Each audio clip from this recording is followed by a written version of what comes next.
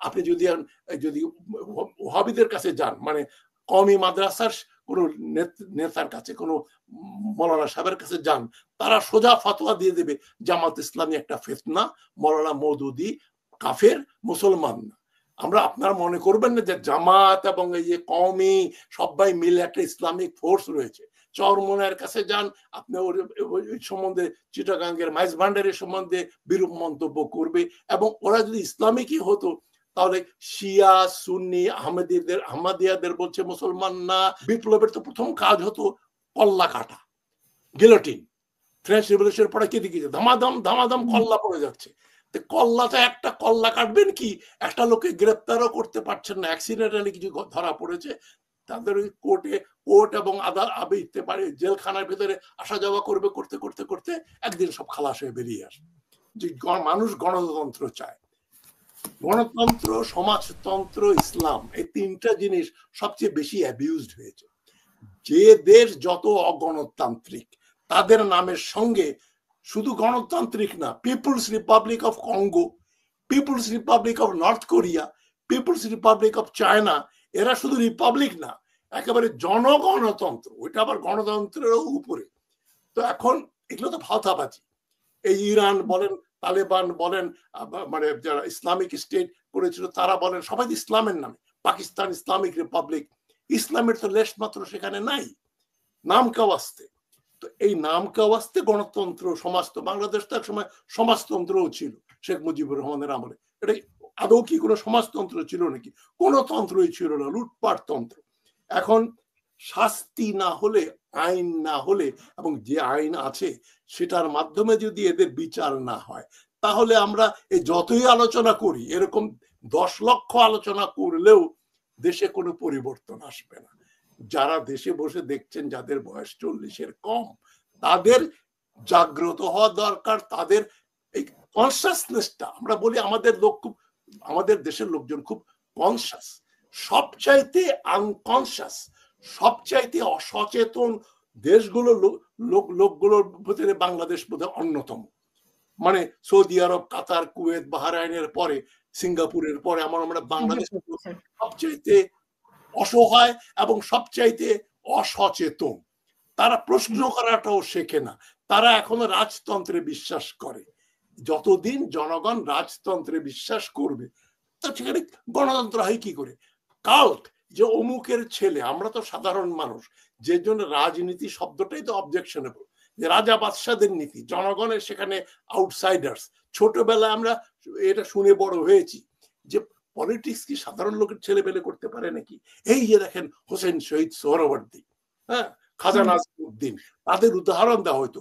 ভালো মানে বিত্তবান ফ্যামিলি থেকে আসতে হবে, অক্সফোর্ড কেমব্রিজে যারা পড়াশোনা করবে তারা রাজনীতি করবে।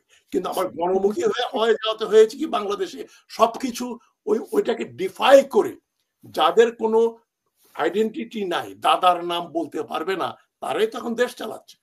আপনি ওই যে অ্যানথ্রোপোলজি, একজন জাপানিজ একজন অ্যানথ্রোপোলজিস্ট ইস্ট পাকিস্তানে এসেছিলেন 1964-এ, তিনি ইস্ট পাকিস্তানের উপর বই লিখেছেন। তাদাহিকো হিরো বলতাম, তাদাহিকো হিরো বলেছিলেন যে গ্রামে গঞ্জে গিয়ে এভারেজ বাংলাদেশ ইস্ট পাকিস্তানি দাদার নাম বলতে পারে না, দাদার নাম তো জানি না। তো পুরোটাই আপরুটেড একটা প্যারাসিটিক্যাল ক্লাস, যাদের যাত্রা শুরু হয়েছে 47-এর সুযোগ সুবিধা পেল না, নতুন করে 71-এ, এখন এই তো হচ্ছে। তারপরে আবার নতুন করে 2009, এক এক সময় এক একটা সরকার বা ডাইনেস্টি পরিবর্তন হয়েছে, নতুন একটা ক্লাস গ্রো করেছে, এদের দাদার নাম বলতে পারবে না কেউ। এটা তো এই ডিম আগে না মুরগি আগে, এই তর্ক তো বিতর্ক করে শেষ করা যাবে না। আমি মনে করি আমাদের কালচারের ভিতরে গণতন্ত্র নেই, সহনশীলতা নেই। আপনি একটা কথা বললেই আপনাকে ওই এরকম কথা বলছেন। আমার সম্বন্ধে অনেকে ফেসবুকে, ইউটিউব দেখার পরে বলছে, আগে তো জানতাম উনি ডক্টর হাশমি তো এখন ভারতপন্থী, তারপরে এখন ইউনুসপন্থী, আওয়ামী লীগপন্থী, ভারতপন্থী, মানে ইউনুসের বিপক্ষে কথা বললে ভারতপন্থী, ইউনুসের বিরুদ্ধে বললেই বলে উনি এখন বিএনপি পন্থী। তা আমি এত কনফিউজ যে আমি কোন পন্থী আমি নিজেই বুঝি। তো এখন এটা নিয়ে আমার তো এর নতুন কিছু বলার নেই। আমি এই কথাগুলো আমার বইতে লিখেছি যে কালচারটা হচ্ছে ডাইনেস্টিক ডেমোক্রেসিটা একটা ভাওতা মাত্র। ইসলাম যেরকম ভাওতা, ইসলাম দিয়ে দেশ শাসন করা হয়, বিভিন্ন দলের নামে ইসলাম আছে, এবং তারা কিন্তু কে মুসলমান এই ব্যাপারে কনসেনসাস নেই। আপনি যদি ওহাবিদের কাছে যান, মানে কওমি মাদ্রাসার কোন নেতার কাছে, কোন মৌলানা সাহেবের কাছে যান, তারা সোজা ফতোয়া দিয়ে দেবে জামাত ইসলামী একটা ফিতনা, মৌলানা মওদুদি কাফের, মুসলমান না। আপনারা মনে করবেন না যে জামাত এবং এই যে কওমি সবাই মিলে একটা ইসলামিক ফোর্স রয়েছে। চরমনের কাছে যান, আপনি ওই সম্বন্ধে চিটাগাঙ্গের মাইজ ভান্ডারের সম্বন্ধে বিরূপ মন্তব্য করবে, এবং ওরা যদি ইসলামিকই হতো তাহলে শিয়া সুন্নি আহমদিয়াদের বলছে মুসলমান না। আপনি হাদিসের প্রভাব এত বেশি গ্রাসরুটসে, আমাদের সমাজে আসলে ইসলাম বলে কোনো জিনিসই নাই। সুতরাং কোনোটাই খাঁটি না, সব মেকি। ইসলামও নাই, ক্যাপিটালিজমের যে সংজ্ঞা ডেমোক্রেসি ক্যাপিটালিজম সেটাও নাই, আর সমাজতন্ত্র সেটাও নাই। সুতরাং এই শূন্যতার ভিতরে আমরা বিভিন্ন ইজম আঁকড়ে ধরি। এখন এনসিপি যে হয়েছে, এটা এক ধরনের অ্যানার্কি। এই অ্যানার্কি কিন্তু ডক্টর ইউনূস প্রচার করছেন, ওদের জন্য অপেক্ষা করছেন যে ওরা বাসে একটু পরে আসছে, একটু বাস ধরতে ওদের সময় লাগবে, ওই জন্য আমরা ইলেকশন পিছিয়ে দিই।